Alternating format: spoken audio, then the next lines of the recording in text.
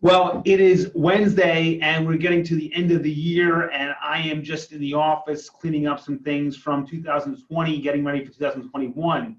We aren't in court this week, but we are getting things ready for the next year, and I'm putting out my weekend advice early because I know a lot of people are cutting the week short and starting their New Year's holiday a little early.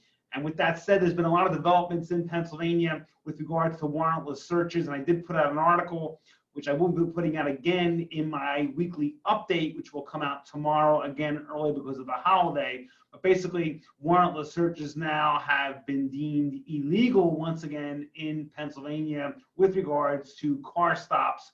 Read that article. It's a very important article. It's a very important update.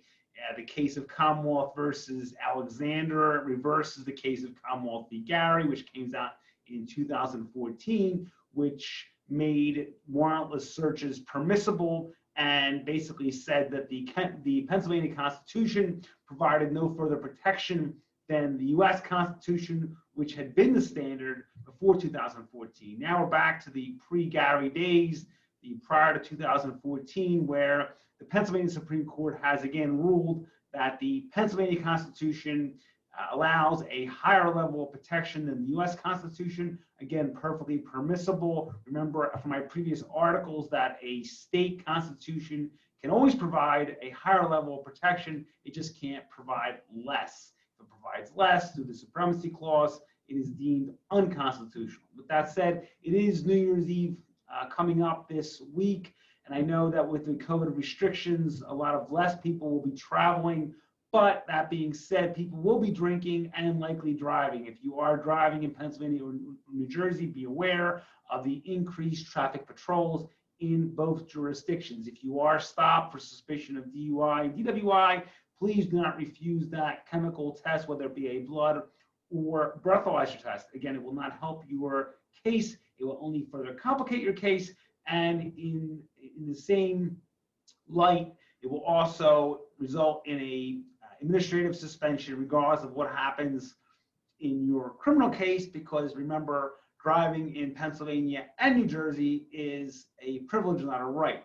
Also, if you're a neighboring state, more than likely PennDOT or New Jersey DOT will report that DWI or DUI to your state, and they may also suspend your license.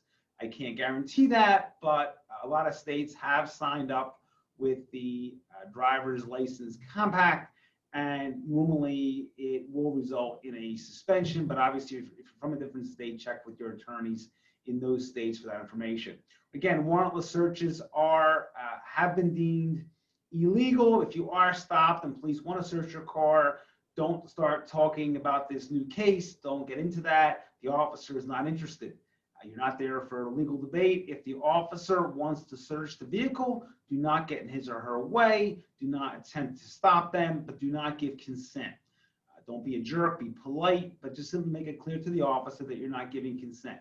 There is a way to assert your Fourth Amendment rights without getting into an argument with the officer.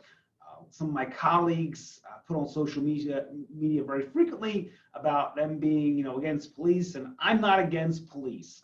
Again, police are needed. I have a job to do. They have a job to do. I represent my clients, and they represent the Commonwealth. That doesn't mean that our law firm is not going to do its utmost best to get you out from under a very difficult situation within the confines of the law, but a lot of my colleagues have this us versus them mentality. It doesn't have to be that way. There's really just, we operate within the law, and that's why we always advise people to follow our advice before a situation even happens to stop a situation. So why incur literally thousands of dollars in legal fees if you don't have to? Finally, with regards to weapons, I do a lot of articles and blogs on weapons, guns, firearms in Pennsylvania and New Jersey. Remember, your Pennsylvania gun doesn't belong in New Jersey. New Jersey permit to carry is virtually impossible to obtain. New Jersey has very strict gun laws, as does Pennsylvania, but New Jersey, the major difference is New Jersey has a mandatory minimum 42-month state prison sentence for the illegal possession of a gun. Pennsylvania is not that strict, but nevertheless, carrying a license without a permit, carrying a gun without a permit in Pennsylvania is nevertheless a felony, and could subject you to a state prison sentence. So if you have questions about any of this in Pennsylvania, 215-755-9000. In New Jersey, 856-793-7429. The website, GamboneLaw.com, a tremendous resource for you and your family. My weekly update will be out this week, going out to over 3,000 of our current and former clients. We hope to double that list in 2021. I think we will. But once again, if you have questions, 24 hours a day, 7 days a week, we don't take off for New Year's Day. You will never get our voicemail. I can't understand law firms. When you call them, you get voicemail or you get some auto reply on their email saying, I'm not in the office until January the 4th. Well, what if you have a legal problem? Do they really expect you to wait until January the 4th, 2021 for them to get to you?